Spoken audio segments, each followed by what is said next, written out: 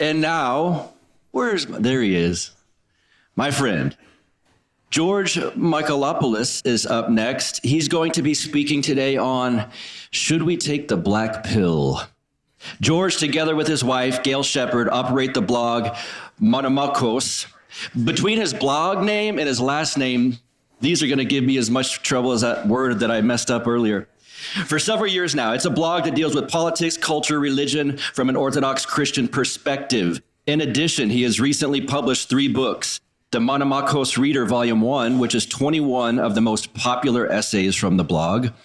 The Monomachos Reader Volume 2, 10 essays on history and theology. And For the Fear of the Angels, who were the sons of God mentioned in Genesis 6. If you're interested, you may approach George later to purchase any or all of these books. Ladies and gentlemen, George Michalopulos.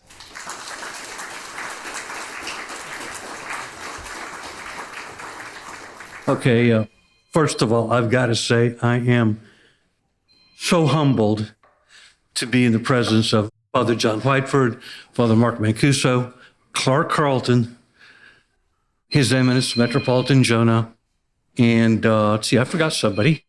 I can't remember who I forgot. Dr. Livingston, of course, Dr. Livingston, who I met 7 years ago in Russia on a pilgrimage. And Valam Monastery. We had a good time. It was a 12-hour boat ride from St. Petersburg to Valam, and we got to talking and enjoyed each other's company immensely. You remember me, Don, don't you? Yeah, you even called me a couple of weeks ago and said, "Now, George, you got to be careful. There's probably going to be some infiltrators here. We don't want to give you want me to dial it down a little bit." Anyway, again, Your Eminence, Reverend Fathers, fellow speakers, beloved attendees, any infiltrators here, my last name is Michalopulos. Hyphen Girl, are you here? Is anybody recording for her?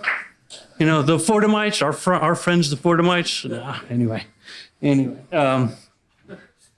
My wife is going to kill me. Dixie Outfitters, okay? These colors don't run. Anyway, I'll retire now, honey.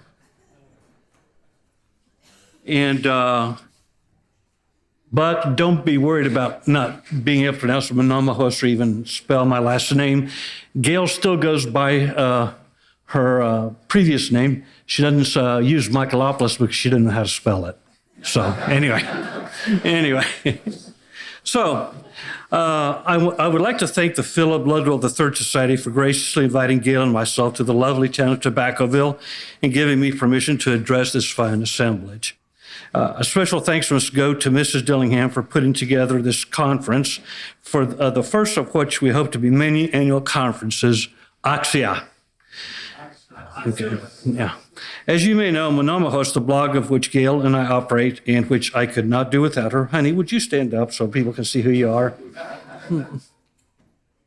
Okay. Now, she's a beauty. Thank you. Okay, it's concerned with 3 major aspects: politics, culture, and religion, mainly from an Orthodox standpoint. My talk today will likewise include all 3 of these, but not necessarily in that order. All 3 present challenges to us, and they must be addressed on all fronts. So I hope you'll forgive the abruptness, but the times demand such, so let's get right to it. Let's begin with culture. Dark times. You don't have to be a social scientist to suspect that things are very grim in the American polity. I, for one, don't believe that we can ever recover normative American culture, which, in my humble opinion, reached its apogee during the Eisenhower 1950s. This was a time when one of the most highly rated TV shows was Bishop Fulton J. Sheen's Hour of Power, a show that was not only on one of the 3 major broadcast channels, I believe CBS, but was on at the same time as Milton Berle's Your Show of Shows, regularly beating it in the ratings. I think he was on ABC. Think of it, people would rather hear a Catholic bishop speak about theology and culture than be entertained by one of America's most beloved comedians. This was an ostensible golden age. In retrospect, an almost paradisical moment in our history, when the only contender for the snake in the grass in that American Eden was Elvis Presley's swiveling hips. The only difference between the Democrat Party and the Republican was, to be honest with you, I can't think of any. Oh, I'm sure there were minor differences around the edges, but in retrospect, none come to mind. Maybe one of you could think of one. I was born at the tail end of that decade, so you'll have to forgive me for pleading ignorance here. Of course, radicals incubated in the petri dishes of the Frankfurt School would later conjure up dark images of horrible conformity, of intact families, of women working inside the home for their families instead of being chained to cubicles in order to enrich corporate America, of homosexuals being forced to live in closets instead of being free to parade naked in bicycles in front of children, and so on. That's not hyperbole, by the way. I don't know if you saw what happened last Pride Month, okay? In short, compared to the officially sanctioned bacchanalia that we are confronted with every day, things were normal. At the very least, people knew what a woman was. Hint, if you could push a miniature human being out of your birth canal, you're a woman. Oh, sure, there was the Army McCarthy hearings in which communists and their sympathizers were hauled before the House Un-American Activities Committee and forced to give testimony about their, seditious, un-American, anti-American activities. Liberals and those sympathetic to the Soviet Union learned to speak in code. Many had their careers curtailed, but nobody, to my knowledge, wound up in prison. And anyway, if they did, it was because they were actually communists who, and this must never be forgotten, were actively engaged in sabotage against the American nation. They not only infiltrated Hollywood and academia, but subverted the federal government. The last thing is a crime, i.e., sedition, as defined by 18 U.S. Code 115. In other words, a real crime, like rape, murder, burglary, fraud, and so on.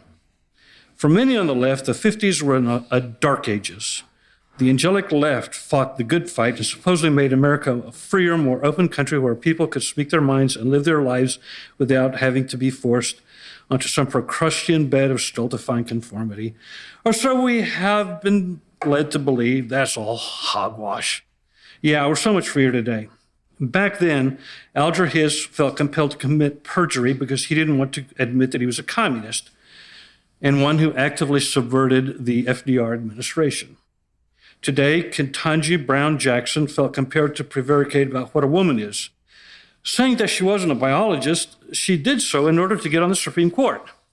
Spoiler alert, Hiss went to prison. Ketanji Brown Jackson is now on the Supreme Court. I could go on and on about how much less freer we are today than we were then. Allow me to be a little bit parochial, if you will. As you may know, I'm a practicing pharmacist with almost 40 years of retail experience. Did you know that the average patient who is on pain therapy is treated like a criminal today? How I have to run background checks on all my patrons? Are you aware that if your regular pharmacy is out of your opioid medication, you can't transfer the prescription to another pharmacy that has it unless you transfer all your other non-narcotic meds as well? Even if you don't want to because your regular pharmacy will have them in stock next month? That doesn't sound very free at all. Surely you know that speech codes are enforced in academia, the corporate world, and the military.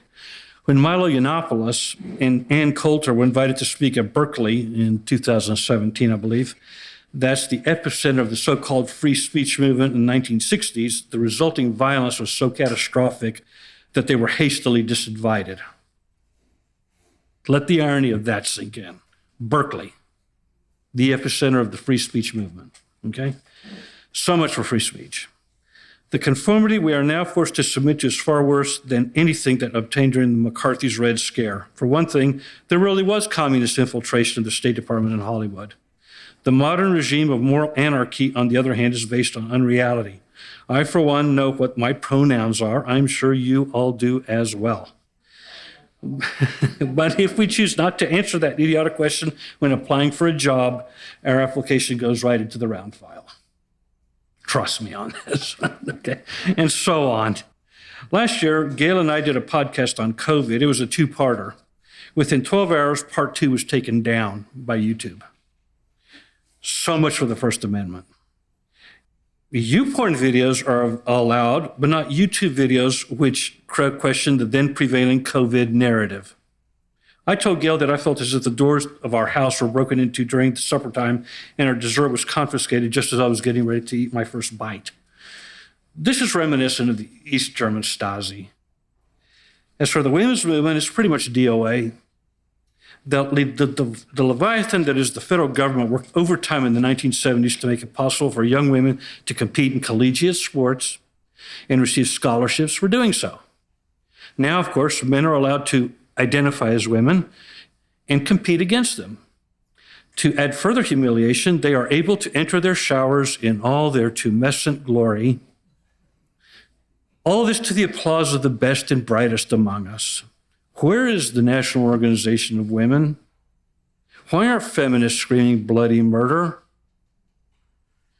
Yes, as my dear Aunt Frida used to say to us kids when we acted up, and she didn't want to hear a word out of us, ute hic, ute mic. It's a Greek colloquialism. Don't say boo. Shut up, okay? Okay, I don't want to depress you with more sordid details. You know the drill. And don't get me started about the normalization of pedophilia. The very fact that Hollywood moved heaven and earth to suppress The Sound of Freedom, very good movie, go see it, should tell you all you need to know about how our oligarchs feel about that abominable practice. It is being mainstreamed. Okay? It is.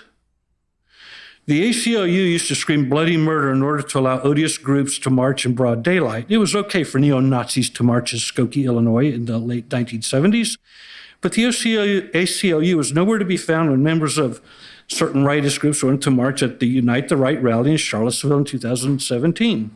In fact, I can't think of any time in the last 20 years in which they've raised a ruckus about anything at all. Why? Because, as I've long suspected, they were nothing but a communist front group from the outset. Now that cultural Marxism is one today, they can now exit safely stage left.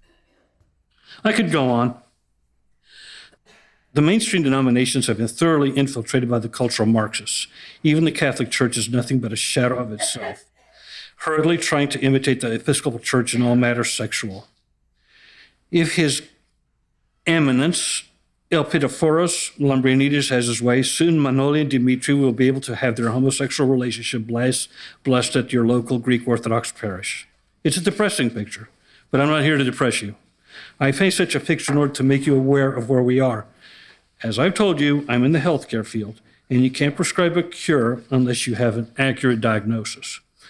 And the diagnosis is bleak. Okay, so now we go to politics. Politically, it's bad. I definitely don't want to waste your time talking too much about politics, mainly because I agree with the late Andrew Breitbart of blessed memory. Politics is downstream of culture.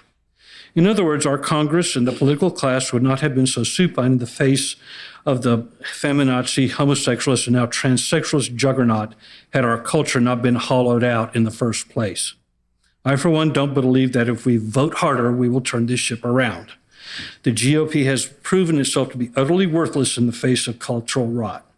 Mike Pence has announced that it's because of his Christian and libertarian beliefs that parents should be left alone to castrate their sons or perform mastectomies on their daughters. He's not the only one. As for conservative thought leaders, David French years ago came up with a conservative rationale for so-called gay marriage. He's a fool. His job, like George Will's, is to conserve whatever idiocy has been enacted, either by law or by custom. The only candidate or president who has chosen to fight the culture war is Ron DeSantis. And it's become clear by the day that his heart is not in it. He's a plastic figure who has focus group tested his culture war bona fides in order to get to the right of Donald Trump. In fact, I'm going to go further and state that this lane was purposely created for him by the GOP establishment.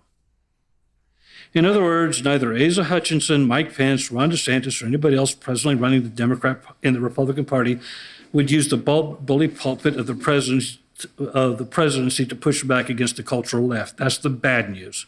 The good news is that not one of these men have a snowball's chance in hell of ever occupying the Oval Office. In fact, the establishment has so rigged the system against authentic conservatism that or populism, I should say, that there's very little chance that any Republican could win the presidency going forward. And if by some chance a Republican were elected, we could expect more of the fecklessness that the GOP is known for. Since I'm speaking before the Ludwell Society, I'd like to add a word or two here about Nikki Haley.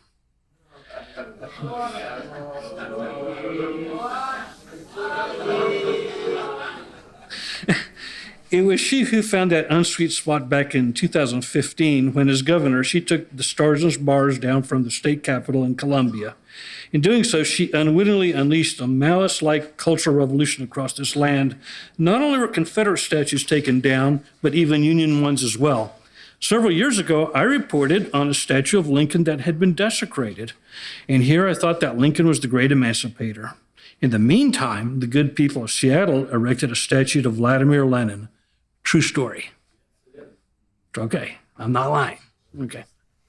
Even the founding fathers are today considered to be personae non grata. Thanks to Haley's feckless desire to suck up to the left, we no longer have a history we can be proud of. 2020 is the year zero for them.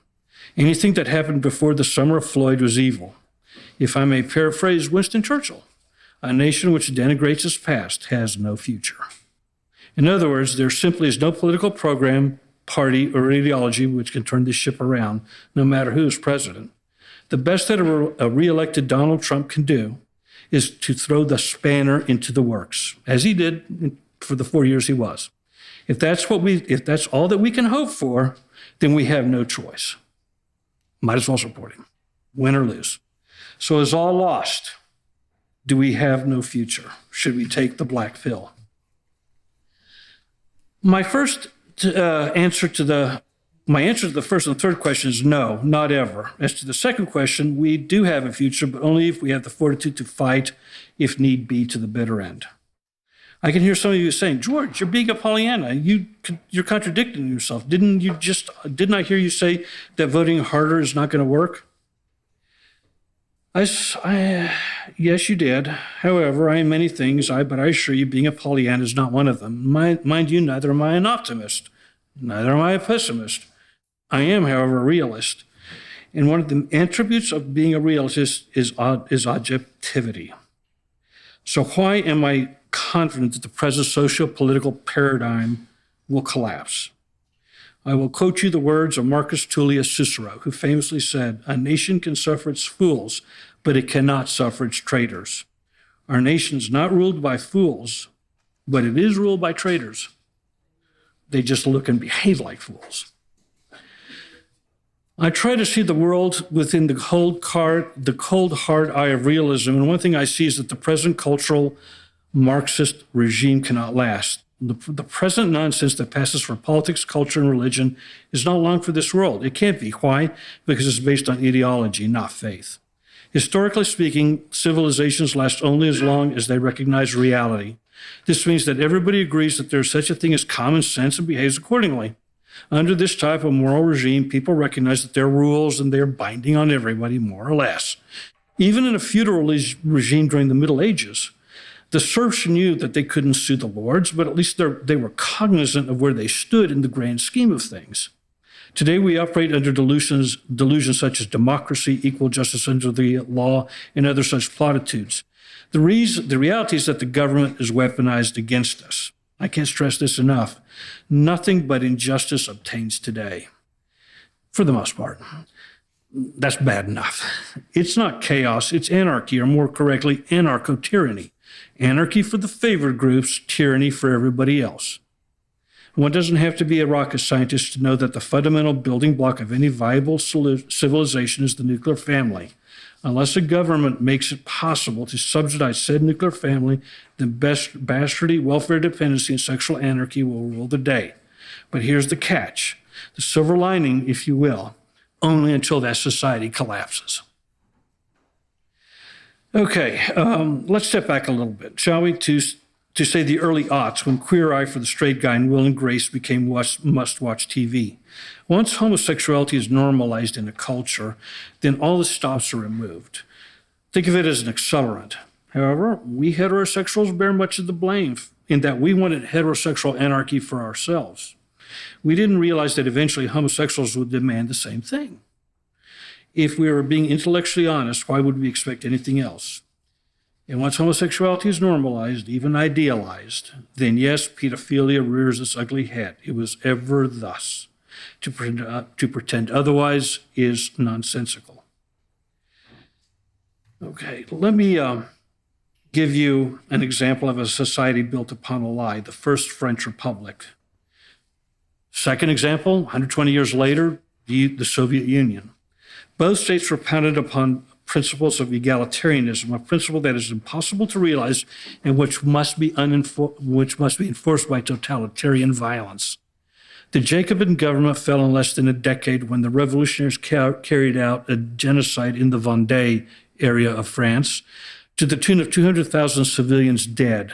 I was at a population of 28 million. If I did my math right, that's just shy of 1% of the French population at the time, which in today's terms, if this was in America, it would be 2.5 million people slaughtered.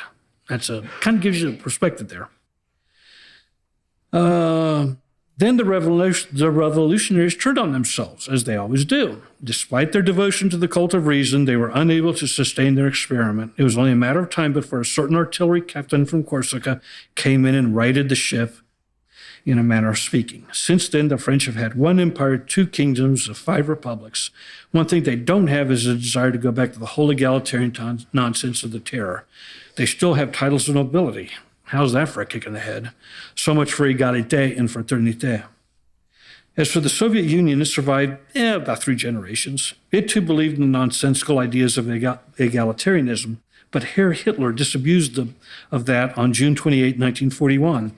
At that point, Marshal Stalin, with his back against the wall, loosened restrictions upon the church and created an army that was extremely hierarchical. Oh, sure, soldiers paid lip service to Marxism when they addressed their superiors as comrade general. Otherwise, it was back to the bad old days of a rigid military hierarchy. Marxist ideologues who believed that this was a step back were lined up against the wall and shot within short order. In short, this was a great patriotic war. Okay, that's what it's called today in Russia, the Great Patriotic War, not World War II. It was a war between 2 mighty nations, and as far as the Soviets were concerned, there was no place for illusions about the class struggle. It was about saving Mother Russia and nothing else. Otherwise, they'd all be speaking German today. Okay, so now we can go to Communist China for a third one. Nobody there wants to go back to the time of the Cultural Revolution, where upwards of 40 million people died in a bloody orgy of recrimination and revenge-seeking.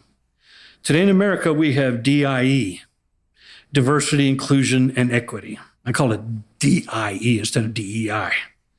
These are equally destructive programs that, unless they're reversed, will ensure the demise of our nation. Our universities are absolutely worthless. When I attended college, I was often confronted with things I didn't want to hear. Most of my most cherished beliefs were often challenged. Nothing wrong with that. After all, that's what the university is for. Many of us pushed back. Some didn't. Regardless, the university was viewed as a place for free thought, free inquiry, and open debate. That is no longer the case.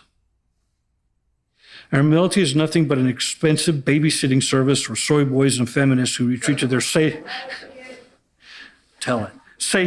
spaces when confronted with the reality of war. Luckily, I hear Colonel Douglas MacArthur has been speaking openly about homosexualization and feminization of our military, though he is no longer allowed on Fox News, the so-called conservative network. So far, he has not been thrown down the stairs. Frankly, I'm astounded and, dare I say, pleasantly surprised. Things are as bad on the other side of the pond. In Britain today, the Royal Air Force has stated that we have too many white men in the cockpits. Good luck with that.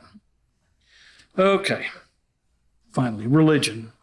This is also spiritual. In Ephesians 6:12, St. Paul tells us that we are not merely fighting against flesh and blood, but against dark spiritual forces, principalities, and powers in high places. We must always keep our eye on that ball. Andrew Barr may have said that politics is downstream of culture, and he was right. But upstream from all of this are those dark spiritual energies which has been unleashed on the world at present. Unfortunately, the mainstream Protestant denominations have been completely hollowed out. I don't want to say this, as there are Protestants who are far holier than myself. But except for a few brave pastors who fought back against the COVID lockdowns, and God bless them for doing it, I would that our bishops had done it. Protestantism cannot rise to the task. Let me be frank. This is so because Protestantism is self-refuting. It is, for all intents and purposes, the last way station on the road to atheism. no offense, you're a man, so I wasn't talking about you. Okay. The Catholic Church is in no better shape. As you know from my writings, I am no anti-Catholic bigot. Far from it. That said, as much as it pains me to say the following words, they must be said. Even without his current pontiff, it has been compromised for decades by a pedophilia scandal that is nothing less than horrific, and from which I don't believe it will recover from, at least for several generations. Unless we're in the end times, then it's over. Sadly, I do not look for respite from this quarter. Well, what about the Orthodox Church? Are we any better? We should be. After all, we possess the fullness of the faith. Unfortunately, for those who think that I've come here to praise American Orthodoxy, let me disabuse you of that expectation. We make up less than 1% of the American population. We are, in other words, statistically insignificant. What's worse is the fact that the largest Orthodox denomination in America, the GOA, has gone into overdrive to comfort the comfortable vis-a-vis the current cultural morass. Their Fortimite brain trust has advised them in ways too abominable and numerous to mention here. You know the drill. The GOA's current primate has openly allowed himself with the present cultural regime, whereas he has given aid and comfort to the enemies of Orthodox traditionalism, both here and abroad, not just Russia, but here. I'm going to come right out and say it. He is an asset of the American intelligence community, the so-called deep state. And I fear he will do whatever he can to make life miserable to those traditionalist Orthodox jurisdictions which will not kowtow to him or his program for America. Didn't want to say this, I wrestled, but there's going to come a time, especially if things keep on going the way they are, in which there will be only one officially recognized Orthodox jurisdiction in America, and the Justice Department will do whatever they can to confiscate the parishes of those that don't belong to that and put them under him. I do believe that. And you say, well, George, this is America. I mean, that's outlandish. Well, that's what they're doing in the Ukraine right now. Okay? And we are giving money to the Zelensky regime to persecute the Orthodox Church in the Ukraine. You all are aware of that, right? Yes. Okay. All right. Okay. As far as American Jewry is concerned, the overwhelming majority of that ethnicity is secular in all its aspects, and aggressively so. To put not too fine a point on it, they have often been the tip of the spear in degrading our culture. For whatever reason, they have no adherence to the Old Testament. Would that they did. Yeah, just go back and read Leviticus and Deuteronomy and see what it says about what you do to this kind of stuff going on.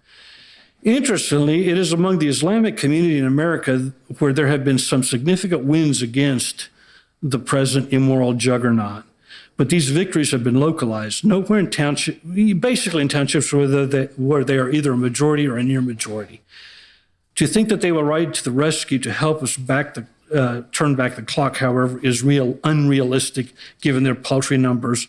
And even if they did, it would come at too high a cost. I don't want to live under Sharia law. Okay? I just don't. Going forward, so enough of the diagnosis.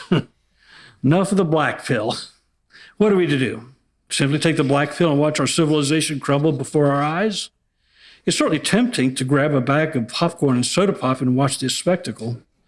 We'll even get to see the demonic left turn upon itself. But make no mistake, when they do go down, and they will take a whole lot of us down with them. The fall of Rome in AD 476 wasn't pretty. Lots of good moral people died in the ensuing collapse.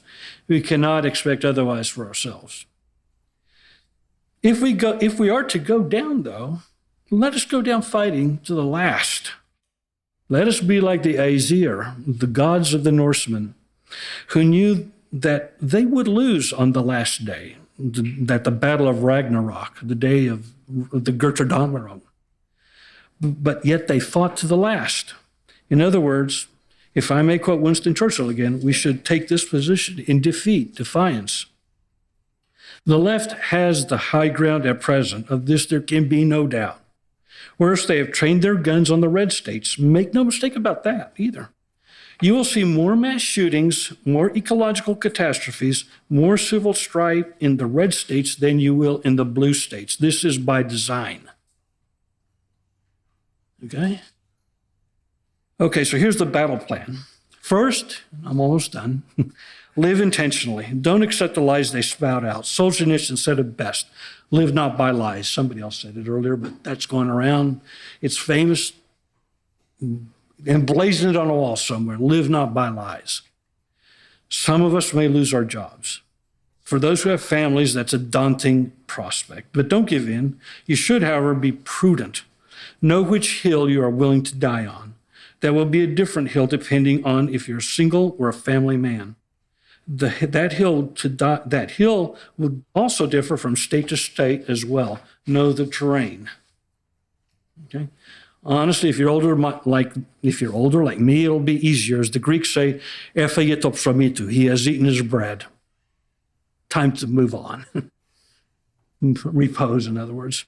To my mind, it's up to those of us who are in this cohort to lead the battle, to flatten the tall grass in order to make things better for our posterity.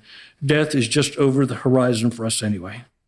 Second, learn a trade. Don't waste your time in college, which is nothing more than a finishing school for the intellectually dishonest. There you or your children will not earn a degree, but only a credential. Even STEM is affected by the current cultural. I'm shocked. I'm a STEM graduate. I thought, you can't screw around with physics and chemistry. Yeah, they can. They can. Once you acquire that credential, you will be shunted into a sinecure where nothing much is accomplished, and your only product will be to appear on NPR or your local newscast every now and then and mouth silly platitudes. Maybe you'll have a useless job in the HR department at one of the Fortune 400 companies. At best, you'll be bored out of your skull. Know this, however, you will know that you will have wasted your life doing nothing. Instead, learn to do something with your hands. Learn a trade, dig a well, grow a garden, try not to get into debt. You'll be better off living in a 1,500 square foot house than in a McMansion. Third, get your kids out of public schools now. I can't stress this enough. The government schools can't be fixed. If you can't afford a parochial school, learn to homeschool. It's not that hard. I mean, I don't care if Plato teaches philosophy, Aristotle teaches logic, Damascene teaches theology, Confucius teaches ethics at your school, at your idea school. Get them out, because there's going to be some snake in the grass that's going to show up at the as associate dean, and she is going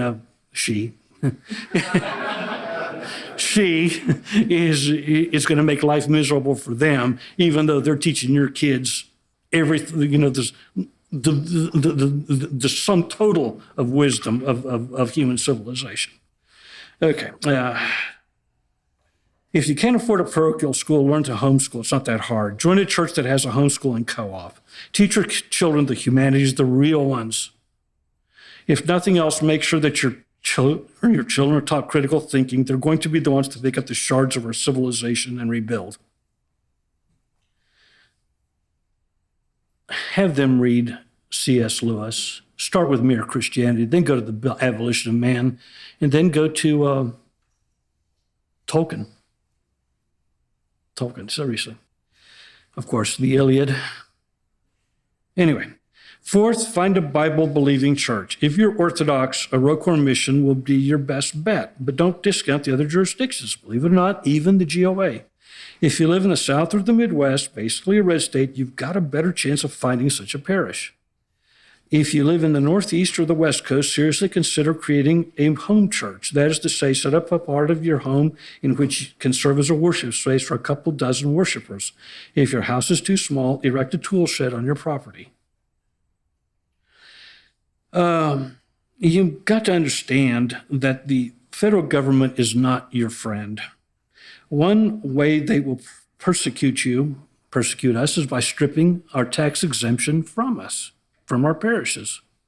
So, if you are in a viable, sustainable parish right now, whatever you give, keep on giving, but know someday that what you give is not going to be, cannot be used for your taxes, okay, or deduction. So just get used to it and just be ready for it, okay, because they will take away your tax exemption, okay? Okay, if there is no priest, an ordained reader can lead a Typica service. Because there is no Eucharist, it is a low-intensity service which can appeal to Protestants as well as Catholics. Yes, there's nothing wrong in my book with praying with the non-Orthodox. Okay. It's only about 45 minutes long. In all cases, it is essential that you have a potluck afterwards. Fifth, invest in metals. I highly recommend small denomination silver coins. And now's a good time to buy silver. Learn to trade with others of like mind. There's nothing wrong with barter. If a CBDC, that's a central bank digital currency. Are you all familiar with that? Okay. Goes through, black markets will arise. Dollars, cigarettes, moonshine, and who knows what else will become valid currencies. Don't laugh. This is what happened in the Soviet bloc. If it happened there, it could happen here. Sixth, when it comes to investing in metals, I also recommend investing in lead. The only thing we conservatives have been able to conserve is the Second Amendment. We are the most heavily armed populace on the planet. While I don't believe that we could withstand the military might of the federal government, the 2A, the Second Amendment, is the ultimate wild card that will make the feds think long and hard about putting us in cattle cars and sending us off into concentration camps. It's a wild card. Seventh, if all else fails, don't hesitate to resort to mockery. It's one thing that the left hates, it's mockery. We saw a glimpse of this in the 1970s when Joycelyn Elders, Clinton's Surgeon General, suggested that school children be taught how to masturbate. The laughter was universal. It was also at this time when we were told with a straight face that Ebonics was a legitimate dialect. This, too, was humiliating for the intelligentsia. They hated it. Eighth, don't hesitate to go on the offensive. Since the left lives on lies, they often make unforced errors. Examples at present include the whole Dylan Mulvaney Bud Light nonsense. Target likewise shot themselves on both feet with their Pride merchandise. Larry Fink of BlackRock has had to backtrack on his ESG, which is environmental, social, and corporate government agenda. Defund the police has been swiftly flushed down the toilet, and I'm sure you can think of others. I just couldn't put them all down. In other words, the left can't help themselves. They honestly don't see the insanity of their beliefs because they're delusional idiots. They will continue to make stupendous errors, be on the ever ready to push back. Ninth, act locally, not globally. If you live in a red state, get on the school board, even if you don't send your children to government schools. Try and get on the local city council or zoning board. Make life miserable for the elites. To borrow a page from Saul Alinsky, make them live by their rules. We can gum up the works quite easily on the local level. Make them waste time on pronouns whenever they meet. Hannah Arendt called this the banality of evil. This Leviathan can die by a pinprick, 1,000 little pinpricks. Be the prick. Along these lines, it's high time to stop looking reflexively at the local police forces as our friend, and this hurts me to say this because as a retail pharmacist, I have friends in the police force. That was a sensible default position in the past, but as the COVID lockdown taught us, the police are not necessarily our friends. Learn the law of omerta. It's Sicilian for the code of silence. They can and will lock you up, even while Antifa and BLM are allowed to go on murderous rampages right in front of God and everybody. Instead, know who the candidates for the local sheriff are and vote for them. 10th, think long and hard about whether a military career is right for your sons. For one thing, like the government, the military hates you, especially if you're white, Christian, and straight, and a male. Boy, that's the quadrifecta right there. The military is almost as complete a joke as is the modern university. I fully understand why high-T young men don't want to join the military and be forced to march in high heels.